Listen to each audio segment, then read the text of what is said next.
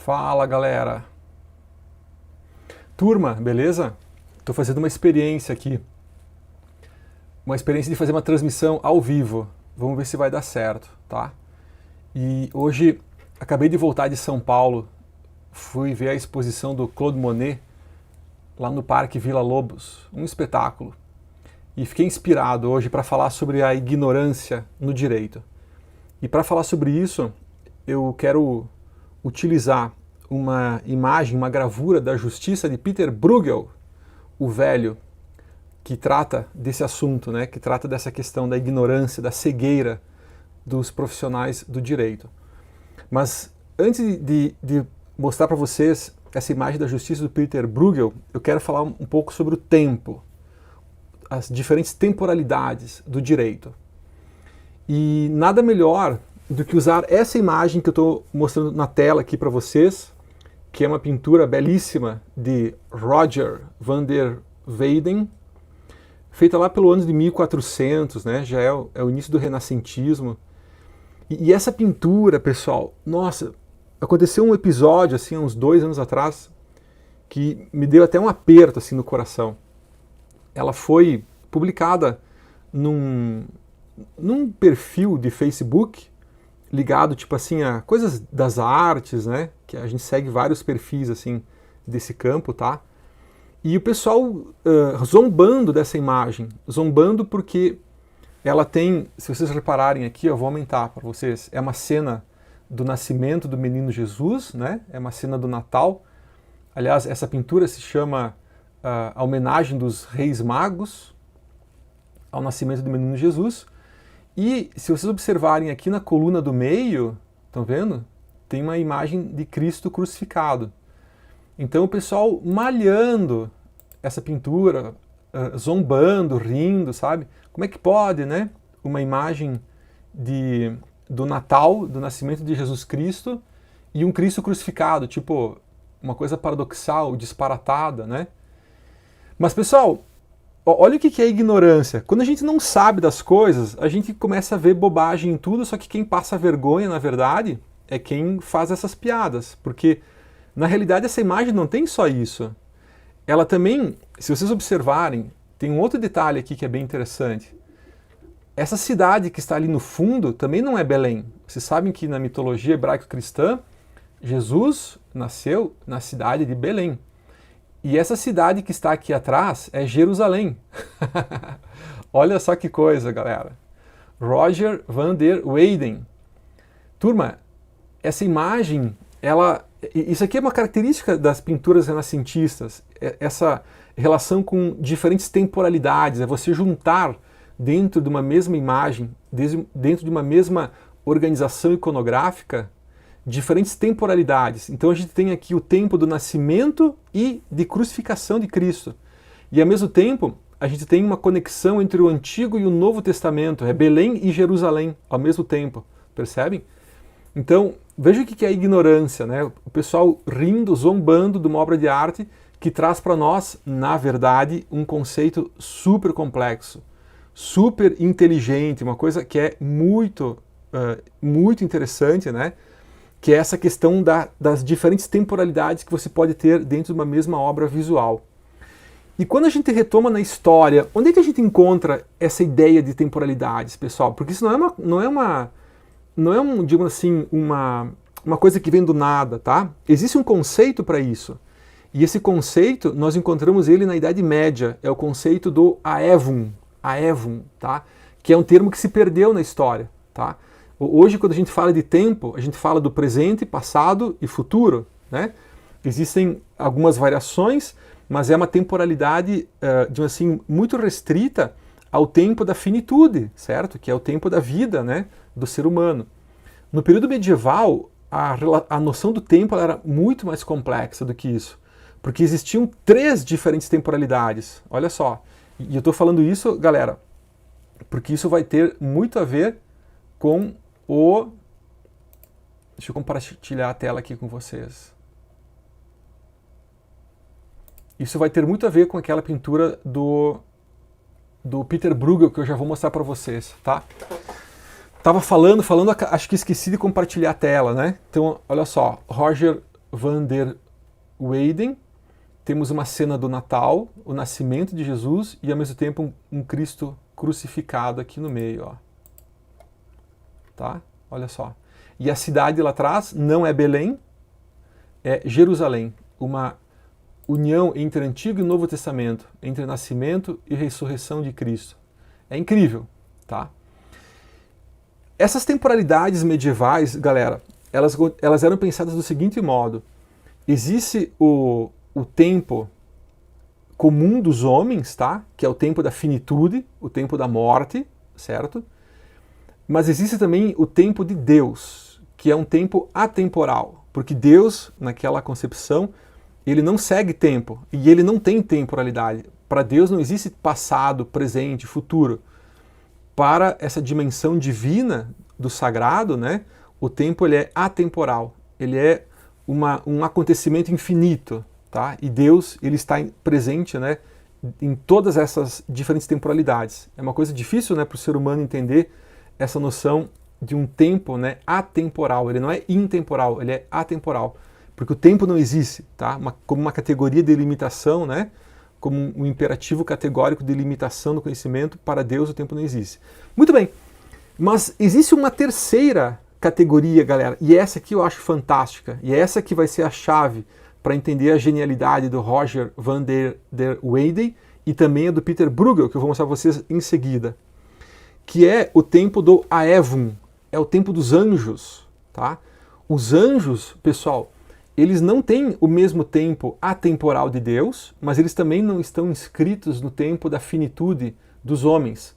O tempo dos anjos é o Aevum, que significa aquela temporalidade que permite que esses anjos transitem dentro dessas temporalidades mundanas do ser humano, tá? Mas ele consegue ir para frente, consegue ir para trás, certo? Então, o tempo para os anjos, ok? Ele não é atemporal, como é o tempo de Deus, mas ele também não é esse tempo da finitude, do irreversível e do irrepetível, como é o caso do tempo do ser humano.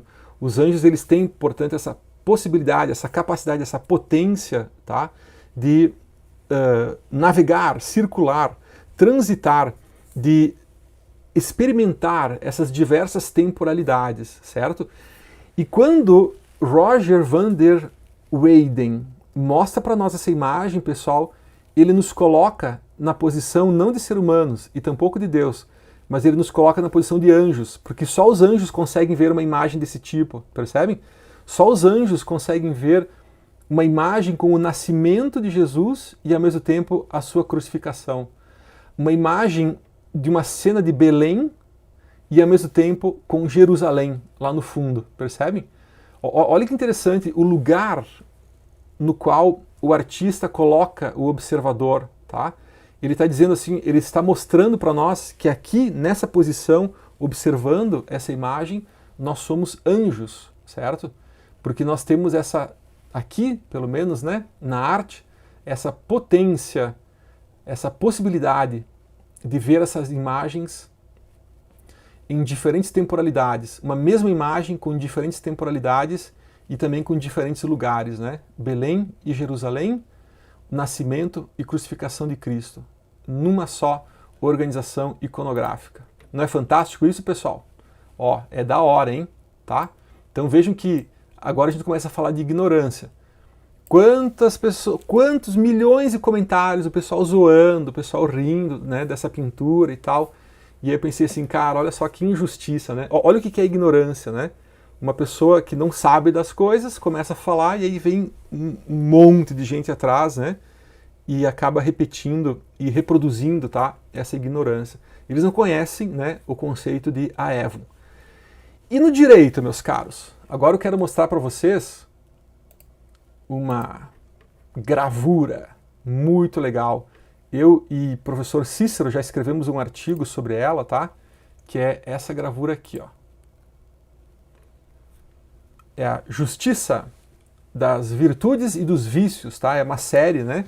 Que o Peter Bruegel, o velho, Peter Bruegel, que é o criador, tá? Dessa gravura. O Philip Gale é o cara que fez a transcrição, a impressão, né? Dessa gravura, que transforma ela numa uma espécie, né, de um suporte diferente, né, para poder imprimir nos jornais, tá?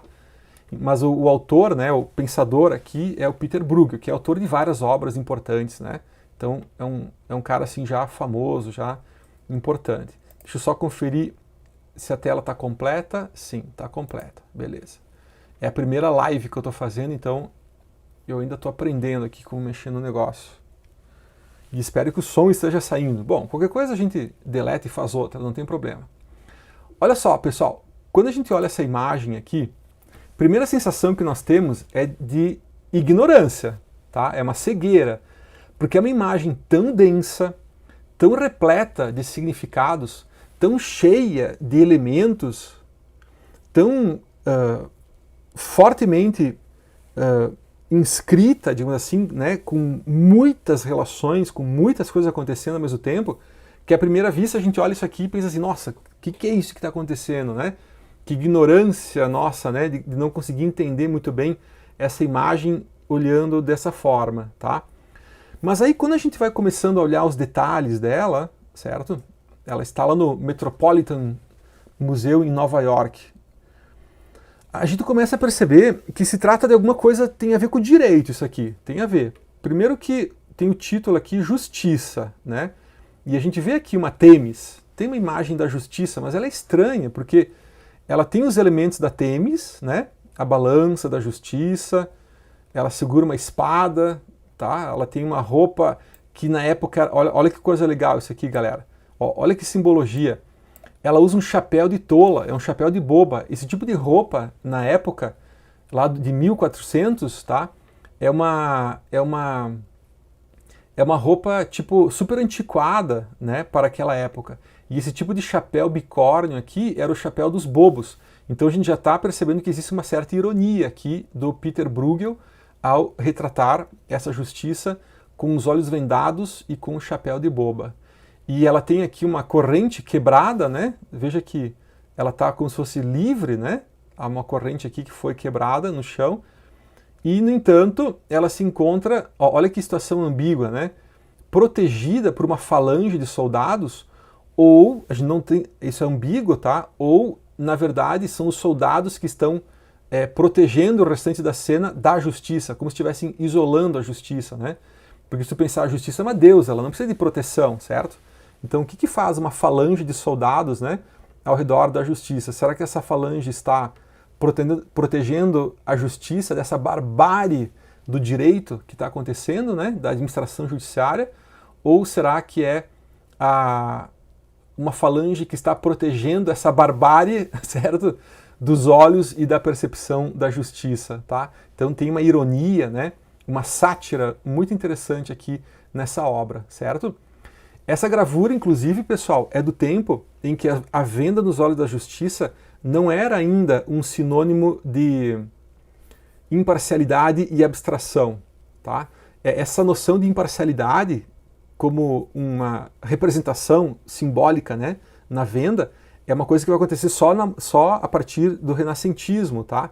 Então é interessante pensar que nessa época aqui, galera, como a gente encontra, por exemplo, em outras gravuras, né, da época, a venda nos olhos, ela tem o significado de uma justiça tola, uma justiça cega, uma justiça que não enxerga a realidade, tá? Uma justiça, portanto, ignorante, que não sabe o que está acontecendo. E vamos ver o que está acontecendo aqui, ó. Agora, olhando os detalhes, pessoal, olha só que interessante.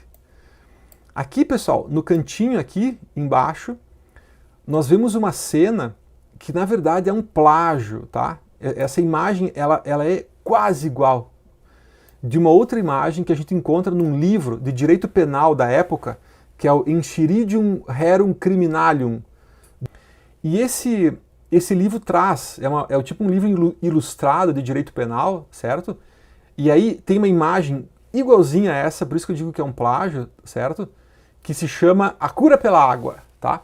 E a cura pela água, turma, ela não é uma condenação, ela não é o resultado de uma sentença, tá? Ela é um meio de prova, ela é uma ordalha. Então a gente consegue já saber por aqui, pessoal, que essa aqui, ela representa a fase de instrução do processo. Não é o processo já na fase de conclusão, porque aqui a gente vai ter já o momento de uma prolação de sentença, né? Um julgamento, aqui a gente tem uma condenação e a historinha vai seguindo, certo? Então olha que interessante, é bem uma coisa assim dos artistas renascentistas, né? Esse aqui é o renascentismo nórdico no caso. Eles fazem tipo histórias em quadrinhos, então tu tem uma temporalidade aqui, um outro tempo aqui, outro tempo aqui, e esse tempo ele vai se desdobrando, tá? Então é a ideia do Aevon, né? É a visão dos anjos. Repare que nós temos até uma visão aqui de cima, do alto, né? Como se nós fôssemos anjos olhando para uma imagem, nesse caso uma imagem bem agressiva do direito, certo? Então na cura pela água, turma, que é uma fase de instrução do processo, a gente vê essa prática de uma tortura, né? É um meio de prova, é um meio de obter confissão dos acusados, em que se colocava água, né, na garganta das pessoas e enchia, e aí esticava a pessoa de uma forma que ela não conseguia trancar a garganta, então conseguia encher, né, a água direto para o estômago, e depois um desses oficiais de justiça dava uma pisada no estômago da pessoa para expelir a água rapidamente. E tinha um pouco também de um sentido de cura isso, né, de purificação, de limpeza, né, do corpo do acusado, mas naturalmente que a mordalha, né, isso aqui é um tipo de tortura realmente brutal. E olha a sagacidade do Peter Bruegel, tá? Ele coloca uma vela acesa aqui num canto. Como assim uma vela? Se esse ambiente é um ambiente, parece que é numa praça pública, né? É porque ele está dizendo para nós que esse tipo de prática, ela não acontecia em praça pública. Essas práticas de tortura, né, como essa chamada cura pela água, ela acontecia nos calabouços dos castelos. Ela acontecia, portanto, de forma escondida, tá? Nas escuridões, né? Nas trevas do direito, tá? Eram práticas que não eram transparentes, né? Não eram demonstradas assim. Acontecia sempre escondido. Então, essa vela, né, tem esse significado interessante, tá? Tem vários outros elementos aqui que a gente poderia abordar também. Aqui vocês veem também um oficial de justiça. Ele segura isso aqui é um toicinho, tá? A gente conhece a história porque a gente conhece essas coisas. Mas eles queimam a gordura do toicinho de porco e aí vão pingando o corpo, né, com essa gordura quente, tá? Essa banha quente, né? Que também é uma forma de tortura e uma forma de motivar as pessoas à confissão, etc. Tá? E aqui a gente vê o juiz, né? Como é que a gente sabe que ele é o juiz do caso? Ou o pretor, porque o juiz, as autoridades têm essa varinha. É uma varinha de marmelo, muitas vezes, tá? Então, primeiro que os chapéus aqui simbolizam nobreza, né? São todas pessoas de um extrato social superior, mas esse aqui, no caso, é o juiz, tá? Porque ele tem a varinha, e provavelmente esse aqui, que toma as notas, né? Os detalhes, né, de como executar essa cura pela água, é o oficial de justiça, tá? E aqui os funcionários da justiça que vão executando, né, cuidadosamente as instruções, tá? Aí, pessoal, seguindo, nós temos aqui uma segunda temporalidade, e reparem que é o mesmo réu, tá? É a mesma pessoa. Se vocês repararem também, são os mesmos personagens, ó. Esse cara aqui que está segurando o cantil, o funil, aliás, né, da água, ele está aqui, ó. É o mesmo, ó. Aqui ele, ó. Percebe? Então são os mesmos. O juiz está aqui o mesmo também, ó, com a varinha, tá? E aqui o juiz ele está lendo a sua sentença, que é uma sentença condenatória. E aqui o meirinho tomando nota, né, da sentença, certo? Temos os nobres aqui, né, para falar que quem participava dos julgamentos eram só as pessoas nobres, né, daquela sociedade ainda nessa transição entre a Idade Média e a modernidade. E os advogados, cadê eles, pessoal? Olha só que crítica interessante que o Peter Bruegel faz. Os advogados estão aqui, ó, na tribuna, mas ao invés de eles olharem para o que está acontecendo, eles ficam lá com seus olhos fixos, tomando notas e lendo os textos, né? Como se eles não enxergassem a realidade. Olha que interessante. A cegueira, né, do direito, ela não está só na justiça, que está com os olhos vendados aqui, isolada por uma falange de soldados. A cegueira também está nos advogados, que ao invés de entenderem a realidade, entenderem o que está acontecendo, essa violência brutal, né, dos processos criminais, eles estão lá com o seu olhar centrado nos textos, né? É aquela fase, pessoal, do início, né, daquele direito centrado nos contratos, nas leis escritas, né, nos textos legais, tá? Então olha que coisa interessante. Não é um positivismo ainda, naturalmente, tá? Mas já é uma expressão dessa concepção de direito que depois se tornará o suprassumo, né, o modelo mais racional do direito liberal da Europa, né, que é o direito escrito, certo? E reparem que tem cachorros também, eles estão espalhados por toda a cena. E os cães, galera, eles simbolizam a nobreza, tá? Porque os cães, eles são símbolos do direito à caça.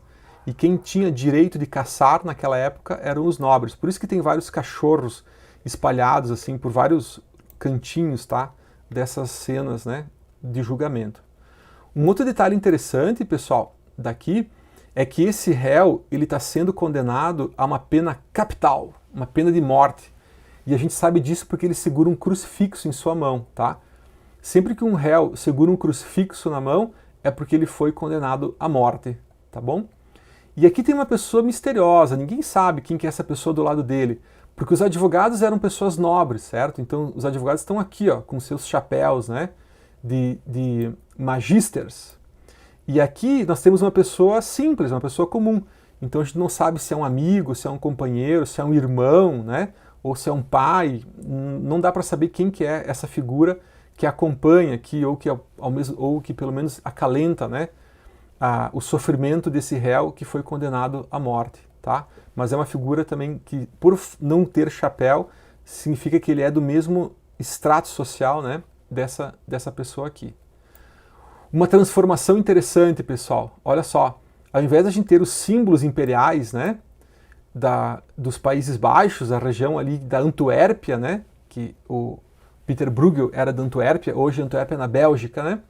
Nós temos os brasões das famílias, das oligarquias aqui, olha só. É aquele momento de transição, né, de uma cultura medieval para uma cultura que a gente vai chamar de moderna, na época das primeiras monarquias absolutistas, né, do início da modernidade.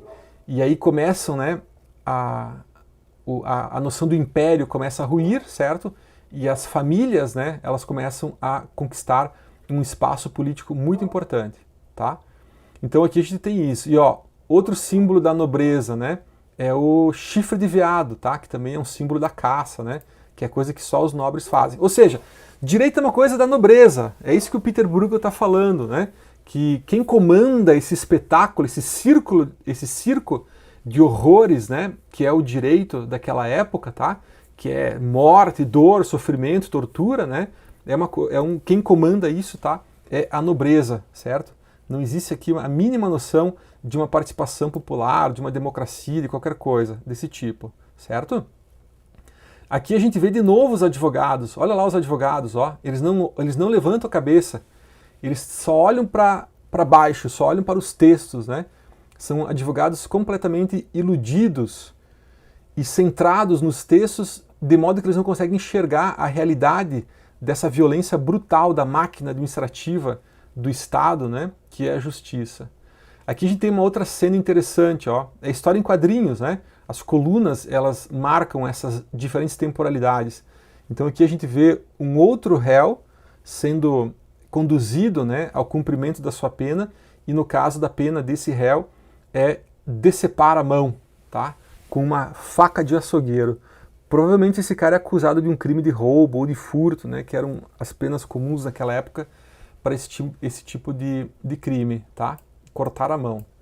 E aí a cena continua, tá? Olha só, aqui então nós temos a condenação a uma pena capital, e aí, meus caros, seguindo essa temporalidade, nós encontramos aqui, ó, é o mesmo, perceberam?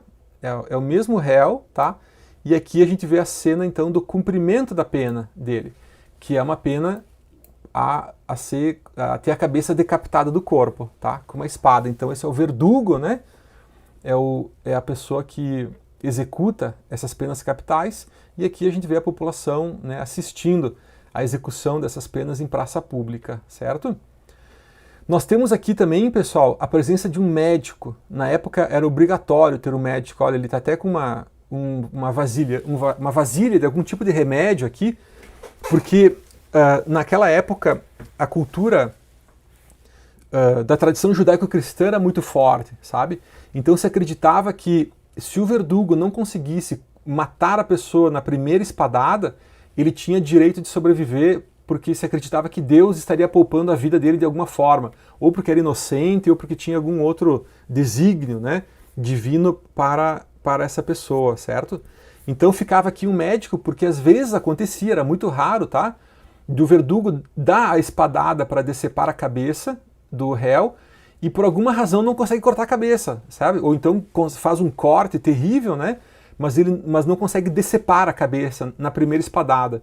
Então, se isso acontece, o médico corre lá para tentar fazer essa pessoa sobreviver. Porque é como se fosse um sinal divino, né? De que ela, por alguma razão divina, ela não deve ser morta, tá?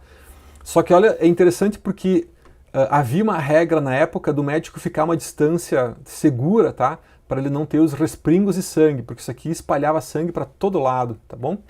E desse lado aqui a gente tem um padre, né? Uma figura do clero que faz então uma espécie de bênção, né? A gente não sabe se é uma oração, né, para salvar os pecados da pessoa. A gente não tem detalhes assim desse procedimento. A gente só sabe que não é extrema unção, né? Aquelas coisas que a gente vê nos filmes de Hollywood é meio inventado, tá? Mas a figura, né, do padre numa pena capital, ela também é um elemento importante, certo? Então, olha que coisa brutal, né, que a gente vê assim, que é o resultado, né, de um processo. Então, olha o que Peter Bruegel faz, né? Um processo que começa pela tortura, termina numa condenação a uma pena capital, com os advogados cegos, não entendendo o que está acontecendo, eles só olham para os textos, né? E no fim das contas, o resultado é a decapitação de uma pessoa de uma forma assim super brutal, né? Só que os horrores não acabam aqui, pessoal. Se a gente vai vendo e seguindo, né, essas linhas que o Peter Bruegel faz na gravura, cara, são cenas assim cada vez mais cruéis, cada vez mais terríveis, né? Reparem essa aqui, pessoal. Essa aqui é a mancuerda. Esses foram os espanhóis que inventaram, tá? Esse tipo de condenação criminal. A mancuerda era uma forma de você... Isso aqui não é meio de prova, isso aqui já é a condenação da pessoa mesmo, tá? Então a pessoa aqui ela já foi condenada, já foi sentenciada, aí que ela vai para a mancuerda. A mancuerda, então, a pessoa era erguida numa corda, nessa posição, olha os pés e os braços, né, amarrados juntos, tá? Isso aqui deve ser uma posição muito dolorosa. E aí quando a pessoa chegava lá em cima, ela era largada em queda livre, ok? Só que antes de atingir o chão, para não se esborrachar simplesmente no chão, a corda travava num toco, numa carroça, em alguma coisa muito pesada, tá?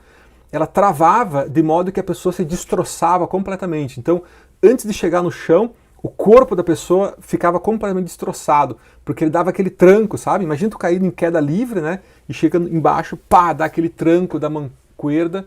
Então, olha que sadismo, né, que está presente nesse tipo de condenação, que foi uma invenção da Espanha, mas que muitos países ali da virada da Idade Média para o início da modernidade utilizavam no direito, tá? Aqui, pessoal, a gente vê a chibatada, né, com varinhas de marmelo. Então aqui a gente tem um pelourinho, certo? Pelourinho, o Brasil conhece muito isso na história, né? Na história da escravidão brasileira. O pelourinho, ele é muito conhecido. Até hoje tem alguns pelourinhos, né, guardados como lembrança desse passado nosso, né, de uma violência brutal com os africanos escravizados, tá? E aqui em Minas Gerais, né, nós temos ali em Mariana, nós temos até hoje, né, as correntes do pelourinho são preservadas lá como uma memória, tá? E ele tem as varinhas aqui, certo, para dar quantas chibatadas forem necessárias, né, na sentença, e tem inclusive algumas de reserva porque acontecia de quebrar, né, de tantas varadas, né, que eram dadas no corpo dos condenados que ele precisava trocar para pegar uma nova e continuar batendo, né, até cumprir a sentença, tá? E a população ali assistindo, né, olhando, era uma coisa comum. Vocês leram já Vigiar e Punir, de Michel Foucault, né? Vigiar e Punir, de Michel Foucault, conta essa história, né? Conta essa história da violência, né, original aqui do direito penal, tá? E aí quando a gente vai indo mais para o plano de fundo da imagem, a gente vê também pessoas caminhando, né? E a gente vê aqui outras formas de condenação. A forca, certo? A forca. Na Itália, o enforcamento era comum para as pessoas do interior, da roça, né? Os contadini, certo? Que é o pessoal que morava na zona rural, e a decapitação para as pessoas da zona urbana, tá? Que eles chamavam de cittadini. Então, alguns países tinham algumas coisas desse tipo, né? Se a pessoa morava na roça, eram enforcados. Se ela morava na cidade, tá? Aí elas eram decapitadas. Tinha umas coisas desse tipo em alguns países. A fogueira, né? Vocês já ouviram falar, muito comum também para crimes ligados a hereges, né? Bruxaria. Quantas mulheres, né? Que não se enquadravam naqueles modelos, né, da época, eram simplesmente consideradas bruxas e acabavam sendo queimadas, né, vivas nas fogueiras, porque o fogo na época era entendido também como um elemento que tem uma dupla função. Tem uma função de purificação e ao mesmo tempo de iluminação. Como não tinha energia elétrica na época, né, o fogo ele simboliza a luz. É a luz que vence as trevas, a luz que vence a escuridão. E também tem a ver com o calor, tá?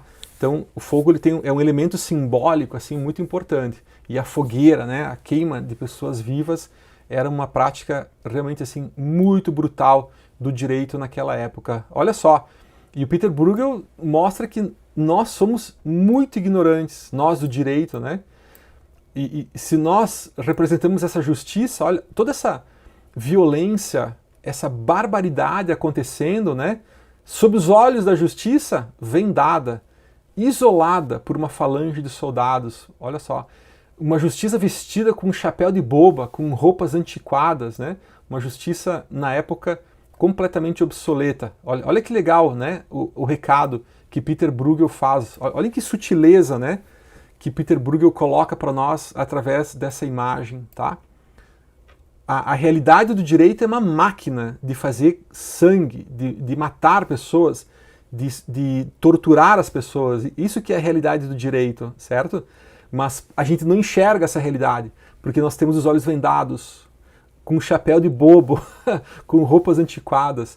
E os advogados só olhando os livros, só lendo, né, os seus contratos, as leis escritas. E eles também não enxergam essa realidade do que está acontecendo, tá? Pessoal, essas aqui são as piores formas, né, de morte assim, da época, tá? Essa aqui se chama roda de despedaçamento. A roda de despedaçamento, nossa, eu até acho que vou marcar esse vídeo depois como inadequado para crianças. A roda de despedaçamento era uma forma de condenação criminal em que o corpo da pessoa era amarrado numa roda tipo de carroça, assim, sabe? Carro de boi e tal, né? Sabe aquelas rodas de carroça que existem até hoje?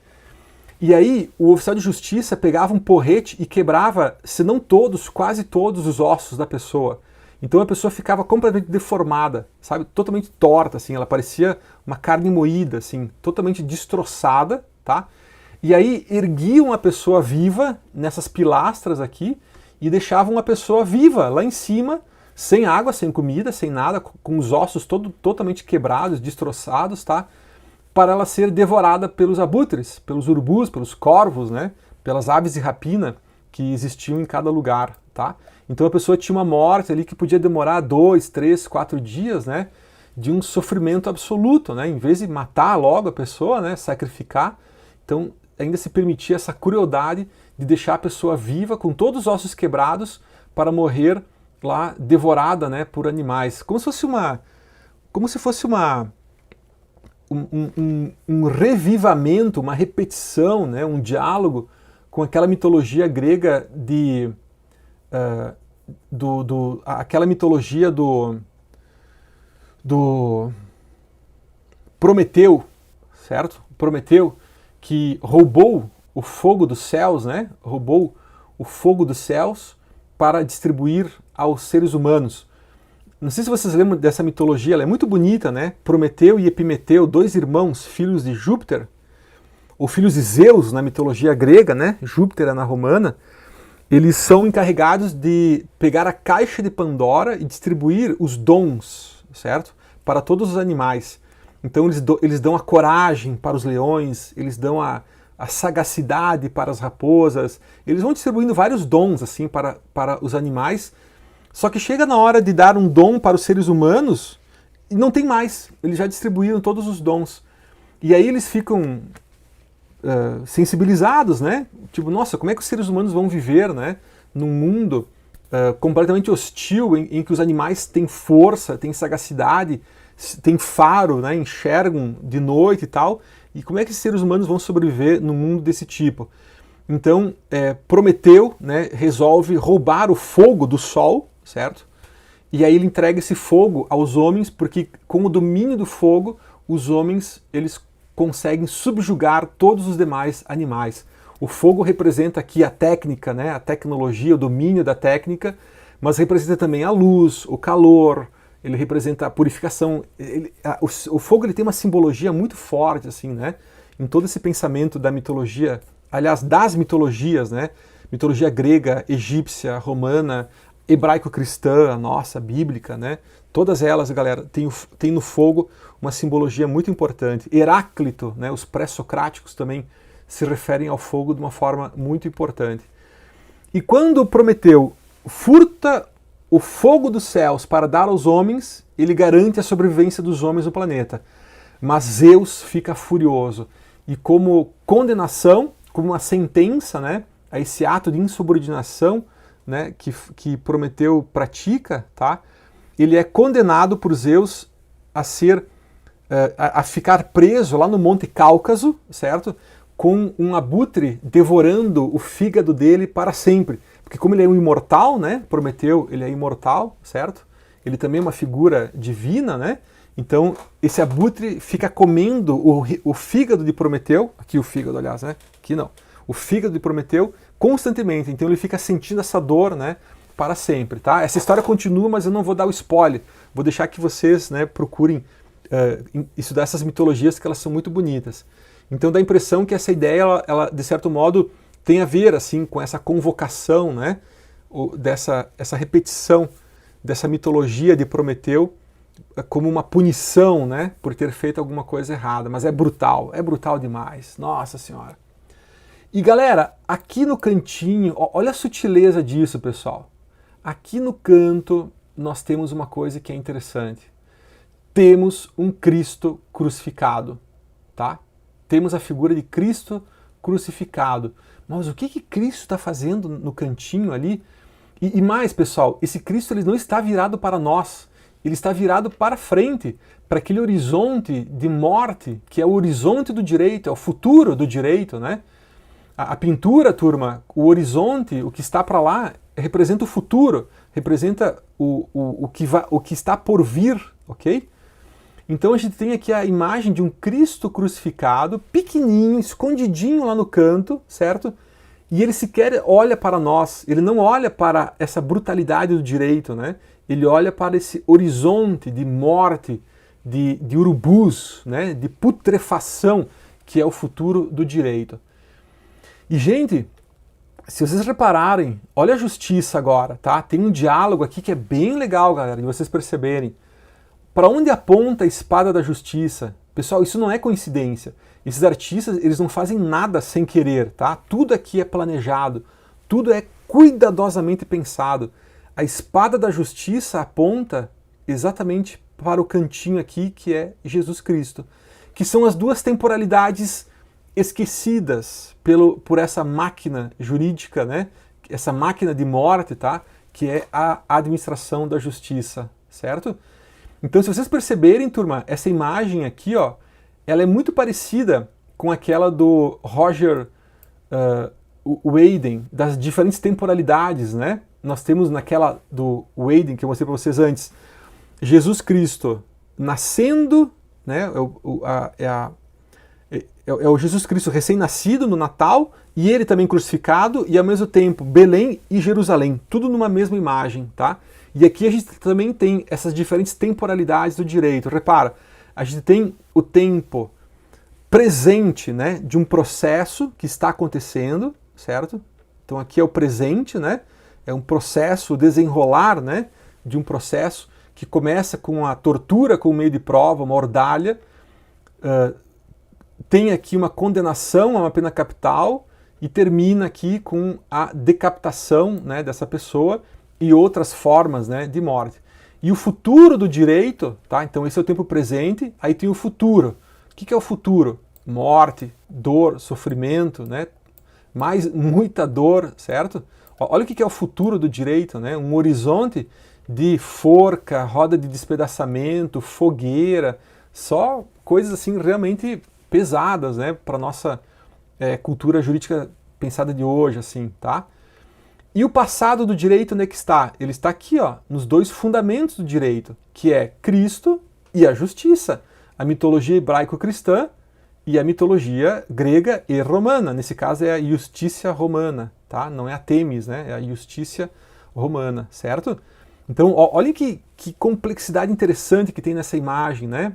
As três diferentes temporalidades do direito presentes numa mesma imagem. Presente, futuro, o passado dos fundamentos, né? O fundamento do direito, que é a justiça, o fundamento de Cristo, mas Cristo não olha para a realidade aqui, como se ele não olhasse mais para o presente, né?